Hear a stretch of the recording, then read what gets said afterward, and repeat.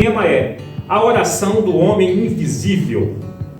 Está lá em Marcos capítulo 10, verso 46 a 47. Marcos capítulo 10, verso 46 a 52, melhor dizendo. Eu vou passar aqui o texto, vai dar para todo mundo enxergar, né? Tá, a nova versão transformadora. Ficou melhor assim, né, Alessandra? O texto diz assim: então chegaram a Jericó. Jesus estava num trajeto para ir para Jerusalém, tá? Para se entregar, fazer os últimos serviços ministeriais, né? Para se entregar à cruz. Mas passaram por Jericó. Quando Jesus e seus discípulos saíram da cidade, uma grande multidão o seguiu. O mendigo cego chamado Bartimeu, filho de Timeu, estava sentado à beira do caminho. Quando Bartimeu soube que Jesus de Nazaré estava perto, começou a gritar: Jesus, filho de Davi, tenha misericórdia de mim. Muitos lhe diziam aos brados: cale-se.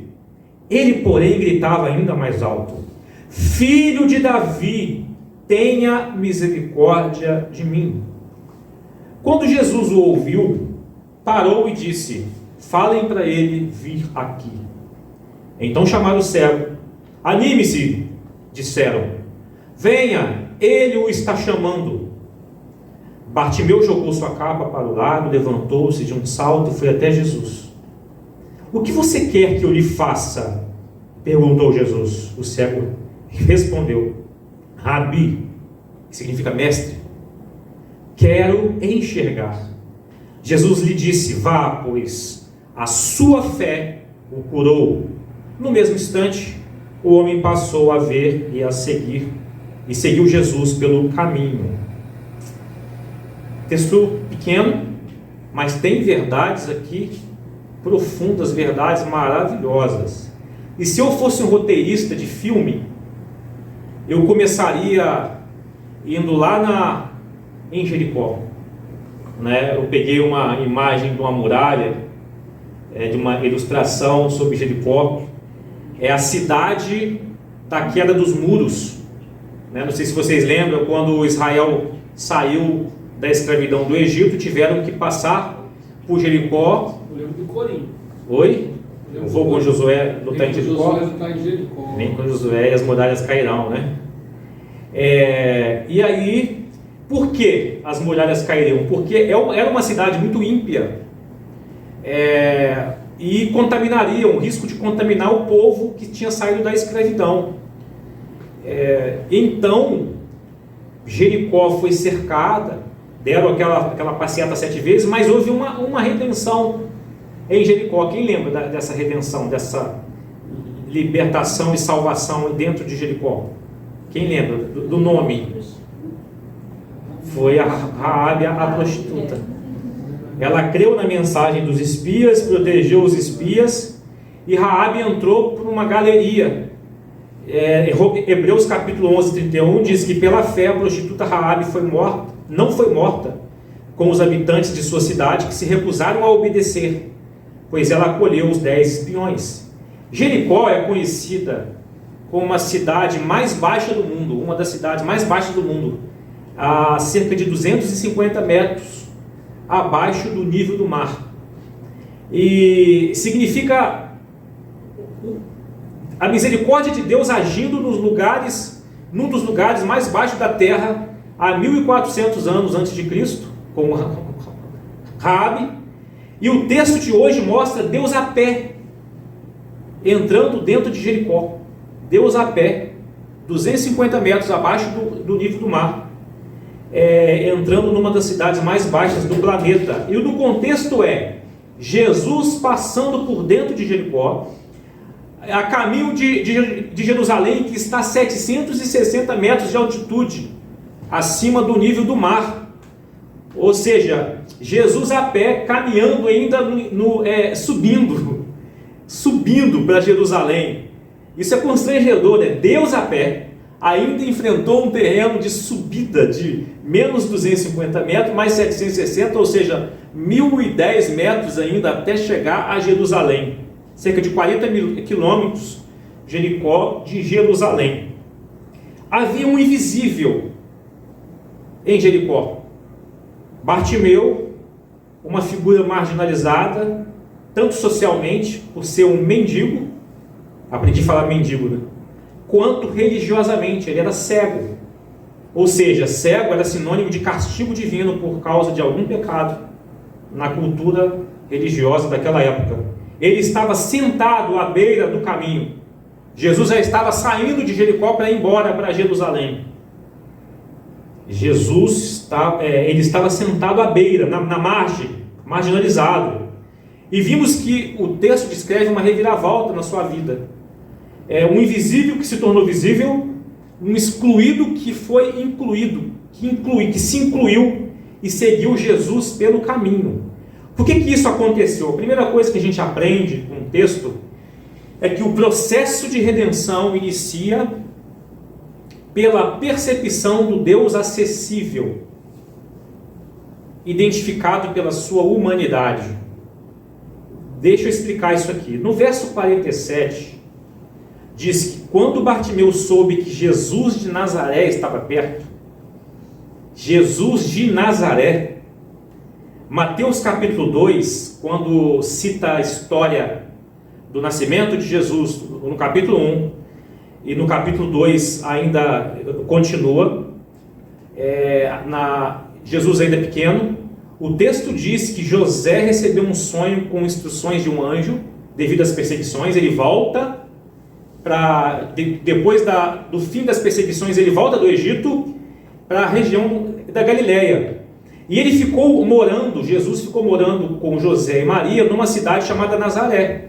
Aí o texto de Mateus capítulo 2, 23 diz assim, isso aconteceu para se cumprir o que os profetas tinham dito: o Messias será chamado de Nazareno. Aí você vai na Bíblia e não encontra nenhum profeta dizendo que o Messias seria chamado de Nazareno.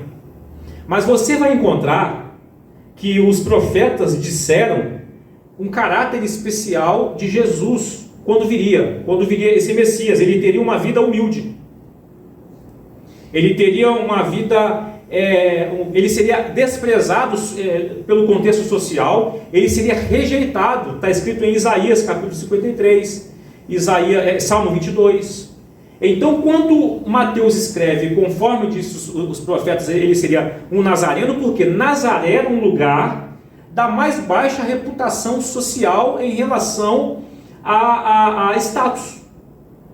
Por isso que ele morou lá e se cumpriu a profecia que ele seria humilde, que seria pobre, que seria desprezado.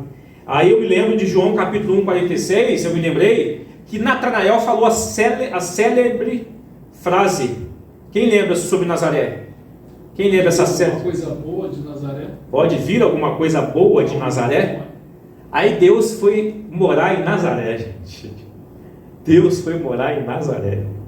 Aí quando Bartimeu soube que Jesus de Nazaré estava perto, ou seja, o que veio na cabeça desse homem?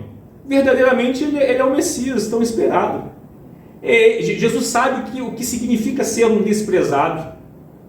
O marginalizado Bartimeu, na hora, ele me atenderá, eu terei o privilégio de acessibilidade, porque o Messias é simples, ele não está vindo da capital, ele não está vindo de um trono de ouro, então, ele não tomou o trono de Herodes, e nem do imperador de Roma.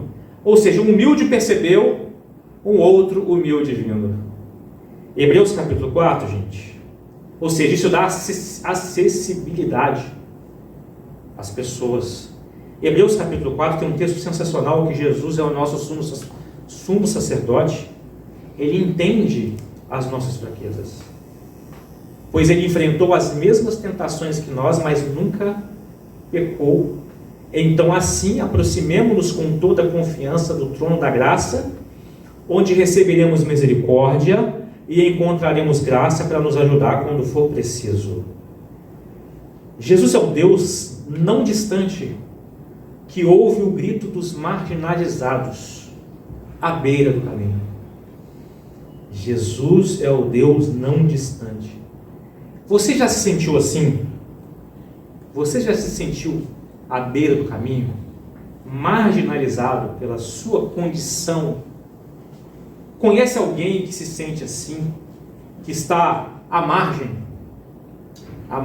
da sociedade, à margem de um grupo social, à margem devido a alguma coisa que aconteceu em sua vida?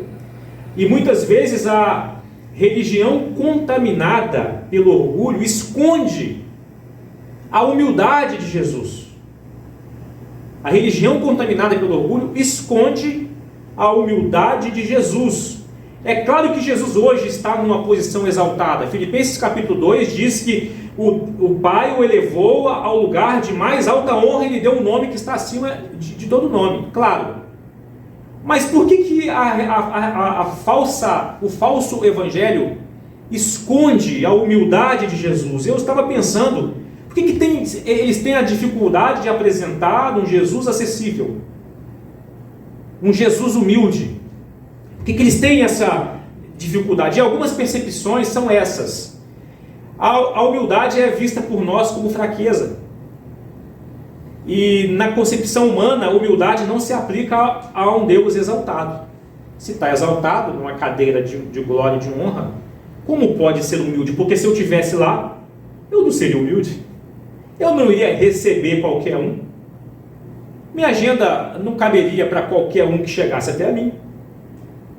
As pessoas também têm dificuldade de conciliar a capacidade de Deus de exercer suas manifestações de poder e de justiça.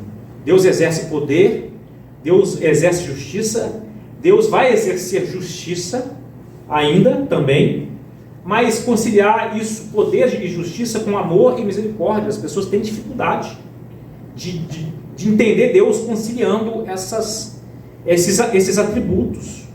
Para alguns, a ideia de Deus que se humilha é difícil de acreditar completamente. Como assim um Deus humilde? E aí muitas tradições religiosas, elas têm hierarquias e estruturas de autoridade que podem ser contraditórias com a humildade de Jesus. Lembra que eu falei aqui, que eu vi essa semana uma grande denominação com briga interna por liderança? E Jesus disse, a gente falou isso em Marcos já, se eu não me engano, Marcos 9, ou em Marcos 10 mesmo. Estou em dúvida agora. Mas Jesus falou o seguinte, aí fora, os gentios, eles criam estruturas de poder, e quem está abaixo tem que servir quem está acima. Hierarquia. Mas entre vocês não será assim. O maior é o que mais serve.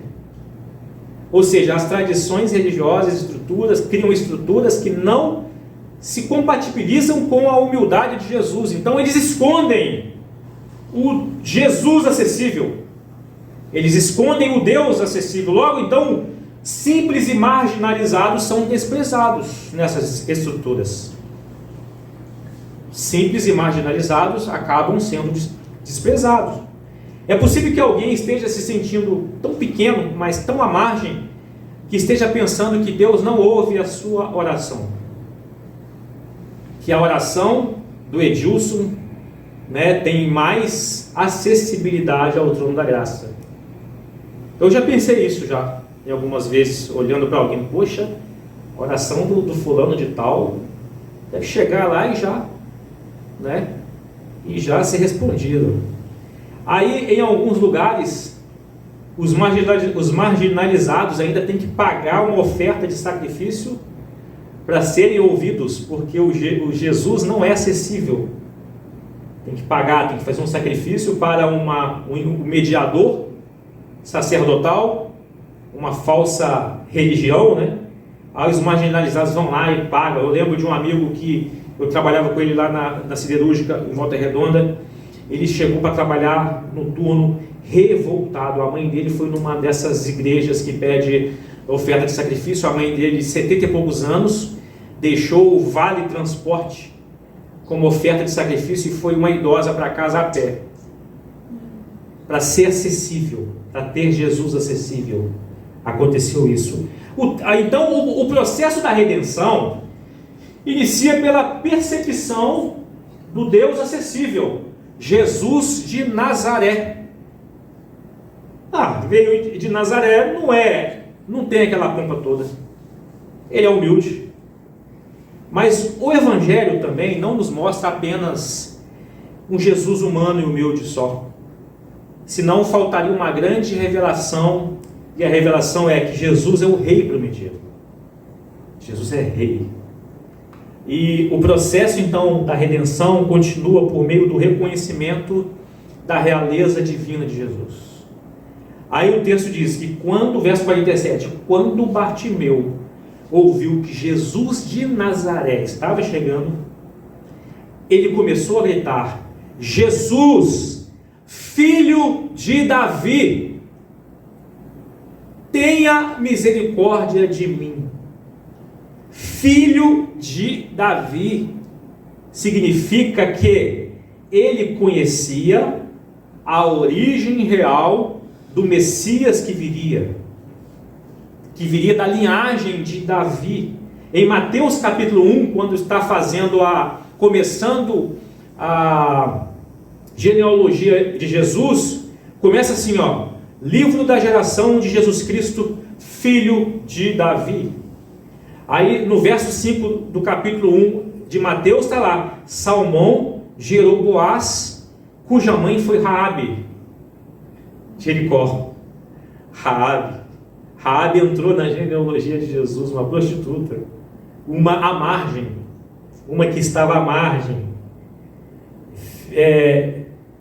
Jessé gerou o rei Davi, ou seja, Davi era tataraneto de uma prostituta resgatada por Deus. Resgatada por Deus. O que passou na cabeça daquele mendigo cego?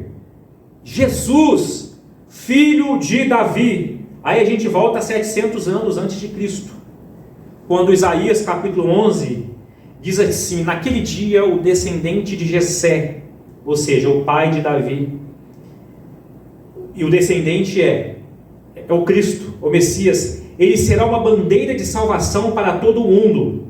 As nações se reunirão junto a ele, e a terra onde ele habita será um lugar glorioso. Isaías fala do Messias, descendente de Jessé. Davi é filho de Jessé e Jesus é descendente de Davi. Aí vamos voltar um pouco mais. Se fosse um filme, eu faria o cego pensando e voltando a 1000 anos agora. Voltamos 700 anos antes de Cristo, agora vamos voltar um pouco mais, 1000 anos. No primeiro livro das Crônicas, capítulo 17, Davi queria fazer um templo suntuoso, porque ele estava chateado que a arca ficava debaixo de uma tenda. E aí Natã, que era o profeta, fala para ele: tudo bem, o que você fizer está feito. Deus aparece para Natã e fala assim: fala para Davi que eu nunca reclamei da minha presença acompanhar o povo dentro de uma tenda. Não é isso que eu quero agora. Não estou chateado com isso. Mas diga para ele que ele não vai construir. Quem vai construir será o filho dele. Mas saiba que o trono, diga para ele que eu confirmarei para sempre como rei sobre a minha casa e sobre o meu reino, e o seu trono será estabelecido para sempre. Quando Davi ouviu isso, ele ficou louco. Então o rei Davi entrou no santuário, a tenda, pôs-se diante do Senhor e orou assim: quem sou eu, ó Senhor? O que é a minha família para que me trouxesse até aqui? E agora, Deus, como se isso não bastasse, dizes que dará a teu servo uma dinastia duradoura. Como alguém pode ser tão privilegiado, ó Senhor Deus? O que mais posso dizer sobre o modo como me honraste? Davi ficou maravilhado. A dinastia davídica seria eterna. E viria um descendente dele para reinar eternamente. Está dizendo o quê? Chamado pacto davídico. O filho de Davi, o descendente, não Salomão. Salomão faz parte da linhagem. mas seria o Messias, que foi profetizado depois, há 700 anos, 300 anos depois, que viria o Messias, da linhagem de Davi. Então o mendigo cego grita: Jesus, filho de Davi, tenha misericórdia de mim. Ou seja, tu és rei, tu és o rei aguardado, tu és o Messias, ou Messias no hebraico, ungido no grego, é a mesma palavra. Tu tens toda a autoridade, os cegos verão, os oprimidos serão libertos. Por que ele pensou assim? Porque, quem sabe, chegou para Bartimeu, correu a notícia que em Nazaré, Jesus um dia chegou na sinagoga, pediu a oportunidade, porque ele era mestre, um rabi, pediu a oportunidade da palavra, abriu o livro de Isaías, o rolo, né? Lucas capítulo 4 fala sobre isso. Aí ele começa a ler o livro do profeta Isaías, e diz assim: o Espírito do Senhor está sobre mim, Ele me ungiu para trazer boas novas aos pobres, Ele me enviou para anunciar que os cativos serão soltos, os cegos verão, os oprimidos serão libertos. O que é chegado o tempo do favor do Senhor, ou o ano aceitável do Senhor, em outra tradução. Aí ele fecha, devolve ao assistente, senta, todo mundo ficou olhando para ele para ver a explicação. Aí ele fala assim: hoje se cumpriram as escrituras que vocês acabaram de ouvir. Que espetáculo! O mendigo cego começou a gritar: Jesus, filho de Davi, tenha misericórdia de mim, ó Rei. Ele compreendeu que Jesus era o cumprimento das profecias. Ninguém antes tinha chamado Jesus de filho de Davi. Ele compreendeu que Jesus era a fonte de infinitas bênçãos. Ele era cego, mas viu que Jesus era rei. Isso é forte demais. Bartimeu era cego e viu que Jesus era rei. Isso mudou a vida daquele homem. Enquanto uma multidão acompanhava Jesus, que enxergava, a multidão enxergava, mas não via Jesus como Messias prometido. Porque no contexto dos evangelhos, certa vez eles abandonaram Jesus, deixaram Jesus falando sozinho, porque eles estavam interessados em pão, estavam interessados em milagres. A forma de enxergar Jesus muda a minha e a sua vida. Jesus é acessível, porque ele veio como um humilde, e por mais que ele está exaltado, lembrei daquela música maravilhosa, Exaltado, né? Exaltado, linda demais. Podemos cantar um dia qualquer, né? Aqui. Sentado à direita de Deus. Não conhece? Diante do trono? Um dos primeiros? Não é seu tempo não, né? Engraçadinho. Do exaltado, ó Senhor. A letra é sensacional. A gente deve enxergar Jesus como acessível, mas também se dobrar à realeza de Jesus. Isso faz toda a diferença. Muda a nossa vida enxergar Jesus como um rei.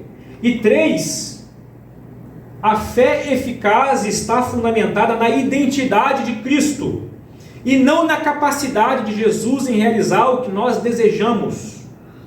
Veja bem, irmãos, o verso 51 diz assim, o que você quer que eu lhe faça? Perguntou Jesus. O cego respondeu: Rabi, eu quero enxergar. Jesus lhe disse: vá, pois a sua fé o curou. E no mesmo instante o homem passou a ver e seguiu Jesus pelo caminho. Esse diálogo de Jesus, essa frase de Jesus, a sua fé o curou, tem sido mal interpretada equivocadamente por séculos, quando depositam o poder na fé. Ou seja, fé na fé. Se você tiver fé para ser curado, você será curado. E não é nada disso que esse texto está ensinando. Não é nada disso. Por isso que é importante, por isso que contexto é tudo. Olhar o contexto é tudo. Primeiramente, a gente viu que o mendigo cego compreendeu que Deus é acessível. é Jesus de Nazaré. E posteriormente ficou explícito que ele compreendeu que Jesus é rei, é o filho de Davi. Ou seja, isso, depois que ele compreendeu a acessibilidade de Jesus e compreendeu a realeza de Jesus, essa fé o salvou. Essa fé o curou. Não é a fé na capacidade de Jesus, mas é a fé na identidade de Jesus. É isso que o texto está nos ensinando, que a fé eficaz está fundamentada na identidade e não na capacidade de Jesus. O falso evangelho diz que a fé eficaz está fundamentada na sua fé e não na identidade de quem Jesus é. Aí começam a fazer o quê? Magia, feitiçaria, rituais para alcançar a bênção. E não tem nada disso. Para a gente ir para o finalmente, irmãos, lembrem-se que o maligno irá levantar vozes para te desanimar a gritar pelo Deus humano e rei. O maligno não quer que você grite. Acredite na acessibilidade de Jesus. O maligno, ele penetra na religião chamada evangélica, perverte essa religião para que as pessoas não tenham acessibilidade a Jesus e não apresenta Jesus como rei. Ele não quer isso. Ele vai tentar cegar as pessoas e vai conseguir cegar quanto à acessibilidade, humildade de Jesus e o senhorio real de Jesus. Todas as ideologias terrenas, humanistas, tentarão te cegar quanto à soberania real de Jesus. Porque toda ideologia humana, ela está buscando uma redenção social contra uma outra ideologia que seria uma inimiga, que traria uma destruição social. E se a gente não enxergar a soberania real de Jesus, a realeza de Jesus, a acessibilidade de Jesus, o governo de Jesus, o reinado de Jesus, a gente vai entrar na pilha. E a gente não vai gritar a Jesus: Jesus, filho de Davi, tenha compaixão de mim, tenha misericórdia de mim. Muitos diziam para o cego e mendigo: cálice, cálice. Ele, porém, gritava mais alto: filho de Davi, tenha misericórdia de mim, gente. Agora, perguntas para a gente refletir. Você tem acessado o trono de Jesus? Jesus é acessível. Você tem acessado o trono da graça, que Hebreus capítulo 4 diz: Ele é o nosso sumo sacerdote. Ele passou pelas mesmas tentações do que nós, sem pecado. Ele entende o que vocês estão passando. Então entre com confiança. A confiança do mendigo cego Bartimeu. Entrem com confiança ao trono da graça para receber misericórdia em momento oportuno. Muitas vezes a gente se esquece dessa acessibilidade, porque a nossa mente está condicionada pela religião, que Jesus é inacessível. Principalmente quando a gente comete algum pecado. Alguém se identifica com alguma mazela que o envergonha chegar até Jesus? Será que ele me daria atenção porque eu cometi esse pecado? Será que alguém tem uma enfermidade da alma, ou uma enfermidade física que tem feito sofrer, e não tem a coragem de entrar no trono da graça, da acessibilidade até Jesus? Quantas pessoas, ao invés de entrar no trono da graça, no livre acesso, procuram a religião para fazer os rituais de intermediação para receber alguma coisa, sendo que Jesus está acessível ao nosso grito, ao nosso clamor, ao nosso grito e ao nosso clamor. Quantas vezes, por causa de ideias humanas, a gente entra na pilha, adota uma ideia e se esquece de ir ao trono do rei, a sala do rei que governa todas as coisas. Jesus, o Nazareno, ele continua com o termo, o apelido, o Nazareno. Ele não tem vergonha disso. Está acessível a todos que humildemente se aproximarem. Por que a gente fica, às vezes, pegando migalhas dos outros? Por que a gente confia mais na oração dos outros do que nas nossas orações, nos nossos gritos, no nosso clamor? Por quê? Toda vez que eu entro no YouTube, aparece para mim um bispo, o título do vídeo dele dá uma raiva, porque é uma promoção paga. Aí aparece para mim assim: em 7 dias Deus te dará uma resposta. Esse cara, aí ele faz uma oração forte lá. Eu tenho parentes que ouvem esse bispo, não adianta eu falar. E ele paga, e o cara está com milhões de visualizações, o cara ficou rico com isso.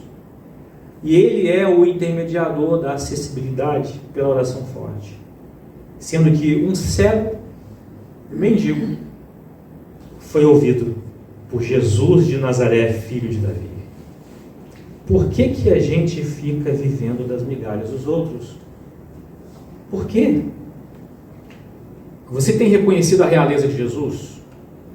O rei com cetro estendido?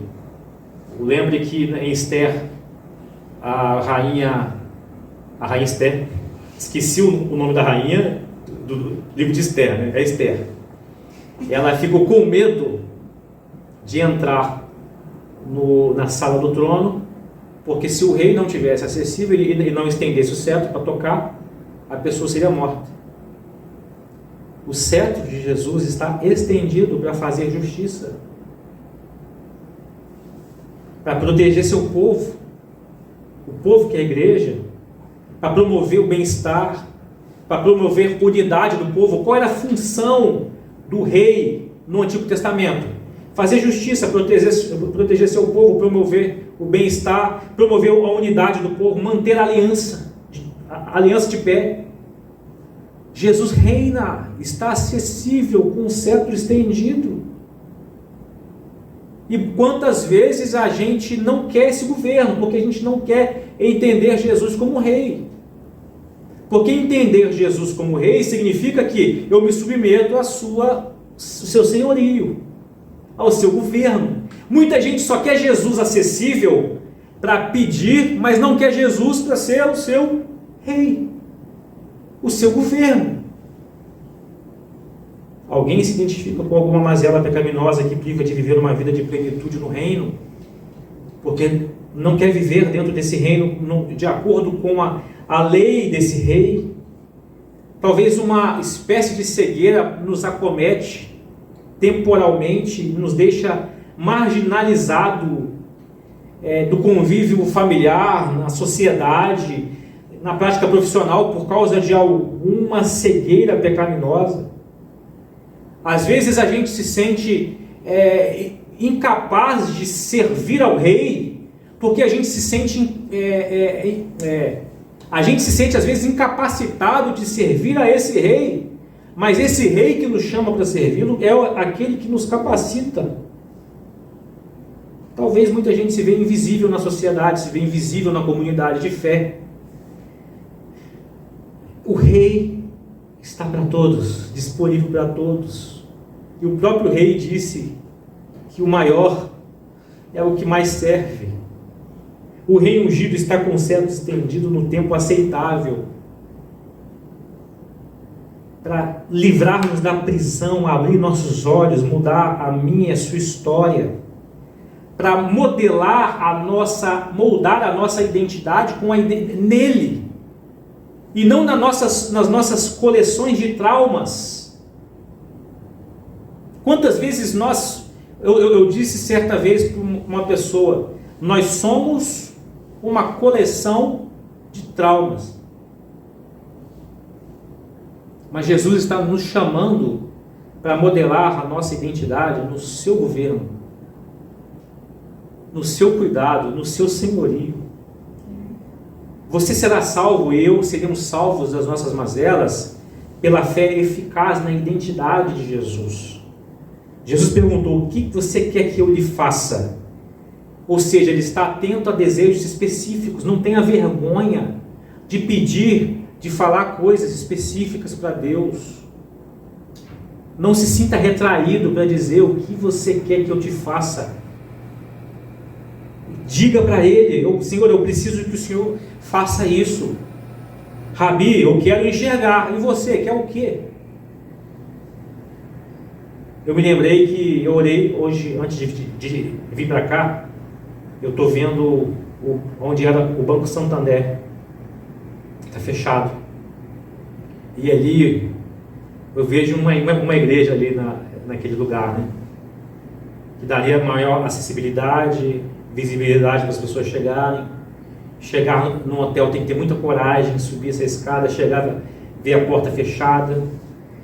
Eu orei: Senhor, baseando nessa palavra aqui, dê um lugar para a gente próprio, para a gente ter maior liberdade, para a gente receber melhor as pessoas. Eu orei baseando nessa mensagem aqui. E o que você quer que eu te faça? Essa é a pergunta de Jesus para o marginalizado. Aí ele fala: Rabi, o mestre, eu quero enxergar, mestre. Ou seja, reconheceu que passaria a ser um discípulo de Jesus, mestre. Porque quando ele passou a enxergar, Lucas capítulo 12, 43, diz que ele seguiu Jesus para Jerusalém. Subindo para Jerusalém. E seguia louvando a Deus. E todos que presenciavam isso, louvaram também a Deus. Ou seja, o que queres que eu te faça? Rabi, ou mestre, Senhor, eu quero que o Senhor me faça algo para eu aprender junto contigo a ser discípulo, inclusive.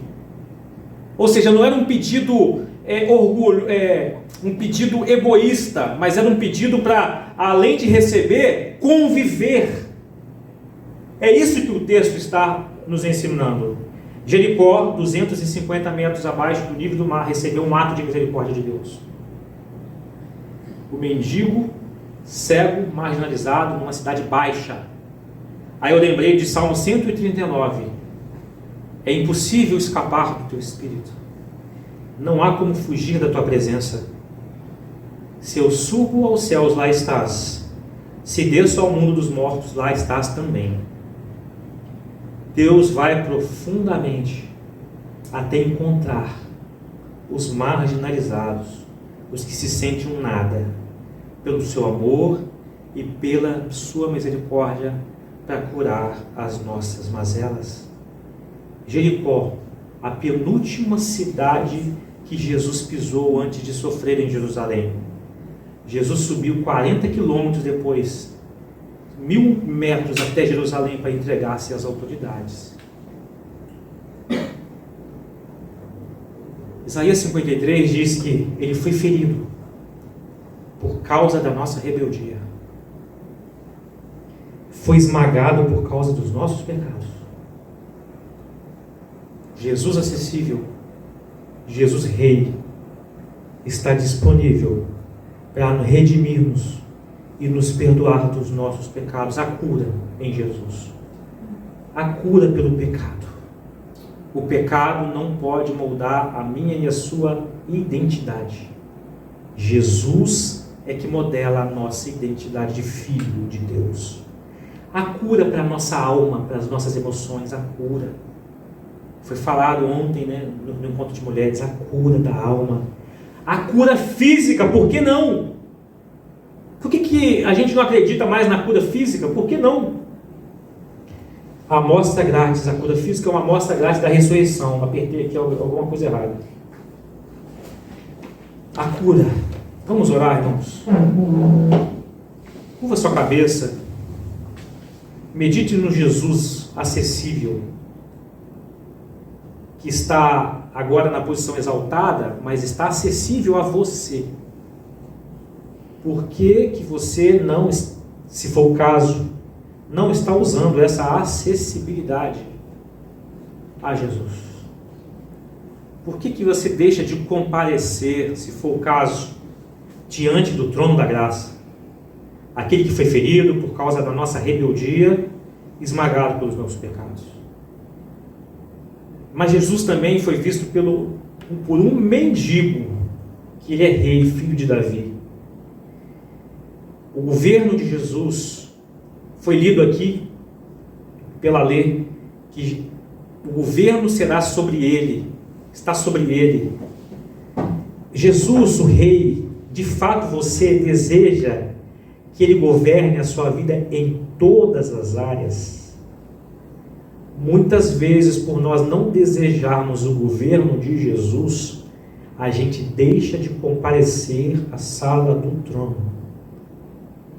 Jesus nos chama ao arrependimento, nos dá acessibilidade ao arrependimento para comparecer à sala do rei, o rei que une seu povo, o rei que traz bem-estar, o rei que protege o seu povo. Jesus está nos chamando. E naquilo que você precisa tanto que Deus faça, o seu pedido, o seu desafio para o futuro ou para o presente está baseado na identidade de quem Jesus é, acessível e rei. Vamos orar. Deus, por favor, abra os nossos olhos. Abra os olhos daqueles que vão ouvir essa mensagem e não compreenderam essa beleza de revelação da sua acessibilidade. Ó Deus, não permita que a gente crie aqui uma falsa religião. Não permita que no futuro, se o Senhor permitir que a gente aumente de quantidade de gente, que a gente crie uma estrutura que não representa a humildade do nosso Senhor, do nosso Deus. Ó Deus, dai-nos humildade para comparecermos à sala do trono do Rei e submetermos a nossa vida ao Senhor. Quantas vezes, Senhor, a gente se sente tão pecador e ouve as vozes sufocantes do maligno, Senhor, que não quer que a gente persevere gritando em oração ao Senhor. A gente desanima.